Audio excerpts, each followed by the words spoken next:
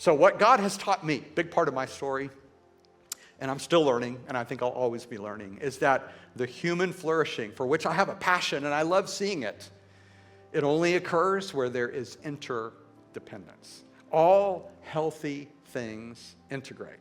Right, Steve? I picked that up from you this week. All healthy things integrate, including healthy people. We are at our best when we are integrated into each other's lives. So let me take you to the neighborhood where I live, which was built in what was once a thick forest of oak trees. In my yard alone, we have 10 oak trees that are probably older than me, actually. And to me, I've always looked at a tree, a huge, tall oak tree, as a picture of strength and a picture of independence. But I've learned that that's actually not true at all. The trees in my own yard are one of the best visual representations of how God has embedded his interdependent nature into all of creation. So let me explain. Trees are linked together through an underground network of fungi.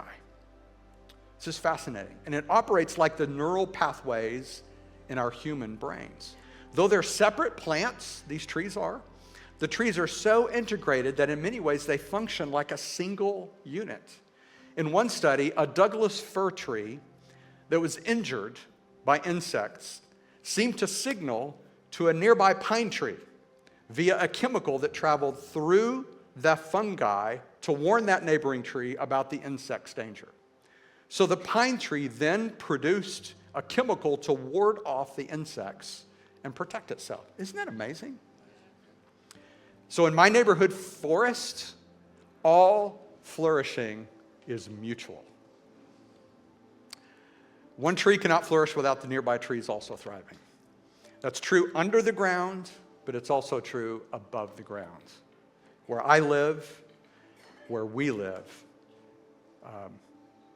where God has created even trees to flourish interdependently, it's also true for us today.